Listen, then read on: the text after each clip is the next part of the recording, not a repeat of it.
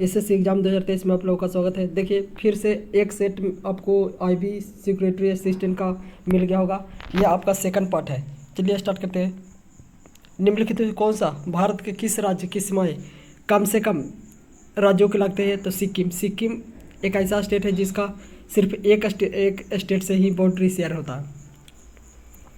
संविधान की अनुसूची, देखिए बॉर्डर से आपको सभी से याद रखना पड़ेगा कि बांग्लादेश से 5 स्टेट का शेयर करता है। फिर याद करना पड़ेगा कि चाइना से कितने बॉर्डर शेयर होते हैं, पाकिस्तान से कितने शेयर होते हैं, भूटान से कितने शेयर होते हैं, तो याद रखना पड़ेगा। संविधान अनुसूची जाति आदेश संशोधन विधेयक 2021 में राज्यसभा में जनजातीय मंत्रालय के निम्नलिखित में से किसके द्वारा पेश किया गया था? देखिए जनजातीय मंत्रालय के मंत्री कौन है? अर्जुन मुंडा, तो उन्हीं के द्वारा पेश किया गया था। मद्रास प्रेसिडेंसी में विधवा पुनर्विवाह के पक्ष में संघ का गठन किसने किया था?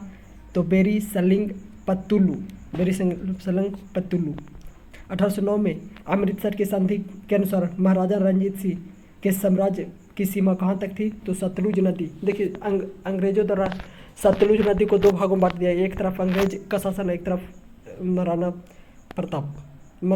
रंजीत सिंह प्रताप नहीं। 1951 से 52 तक नेशनल सैंपल सर्वे के पहले वर्ष भारत गरीबी की कुल गणना दर जनसंख्या में कितना प्रतिशत लगभग माना जाता है? गरीबी लगभग 45% माना जाता है। उदयगिरी की गुफा उड़ीसा के किस राज्य में है? तो उदयगिरी की गुफाएं उड़ीसा के भुवनेश्वर राज्य में है। भुवनेश्वर जिला में, राज्य नहीं। उड़ीसा तो खुद एक राज्य है।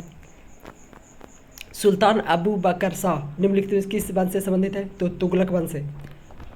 देखिए याद रखना पड़ेगा कि आपको गुलाम वंश से कौन कौन है, तुगलक वंश से कौन कौन है, सैयद वंश से।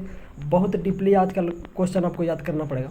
भारतीय संविधान के निम्नलिखित में कौन सा अनुच्छेद संस्कृति और शैक्षणिक अधिकारों से संबंधित है? तो 2930 और ये 25 से 28 तक सांस्कृतिक से रिलेटेड है।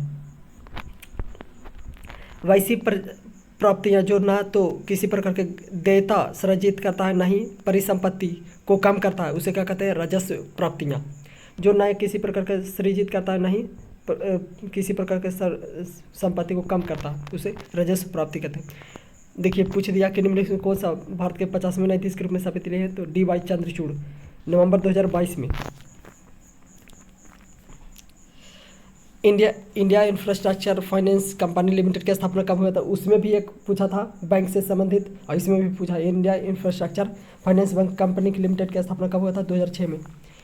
2011 के जनगणना के अनुसार निम्नलिखित में से किस राज्य में साक्षरता दर सबसे कम है? सबसे कम साक्षरता दर तो माना जाता है बिहार का, लेकिन ऑप्शन के अकॉर्डिंग आपको यह उड़ीसा माना गया है। निम्नलिखित में से कौन सा भारतीय संविधान में मौलिक कर्तव्य नहीं है? तो भारत के किसी क्षेत्र किसी हिस्से में रहना या बसना मौलिक कर्तव्य नहीं है। पुलकट झील आंध्र प्रदेश में।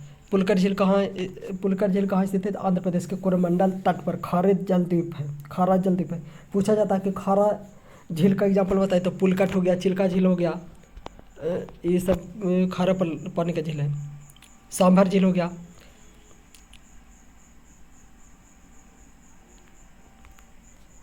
सांभर झील राजस्थान, सांभर झील, हाँ ठीक है, सांभर झील खारा पानी का। बुल्लर झील है जो मीठा पानी का झील है, वो जम्मू कश्मीर में है।